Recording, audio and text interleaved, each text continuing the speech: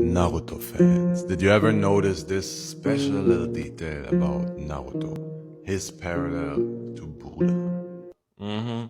This is gonna be one of them deep ones. You see, Naruto is literally modeled after Buddha, the one who brings enlightenment into a world of suffering, yet accepts that the cycle of the will of fire and curse of hatred can never be broken, that good needs evil, and that at the end of the day, life will always be suffering. That theme is all over Naruto, and I have a whole Naruto Buddhism series explaining it.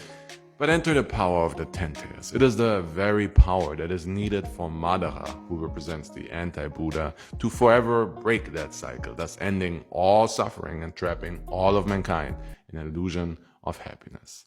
That sounds good to some, but it will be the end of Buddha's values, because enlightenment, and thus ascension to nirvana, cannot happen from within an illusion that knows no suffering. Told you it's gonna be one of the deep ones. But in Naruto, that power eludes Madara. He cannot control the Ten Tails, and neither can Obito, because it cannot be used to break the cycle, which is destined to continue. The power can, however, be wielded by those who fight for the freedom of the people, aka the acceptance that free will lead to a continuation of the cycle of life being suffering. Deep! Enter Naruto, one of those people who can wield the power of the Ten Tails even though he never sought out that power. He wields it out of necessity, not desire, which is exactly in line with Buddhist values where desires are something to be avoided.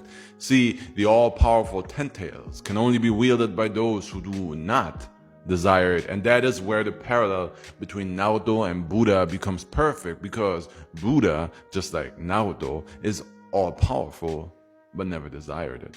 Buddha never wanted power or accolades, but people flocked to him due to his purity and inherent acceptance of life, and that's why he became all-powerful, just like Naruto.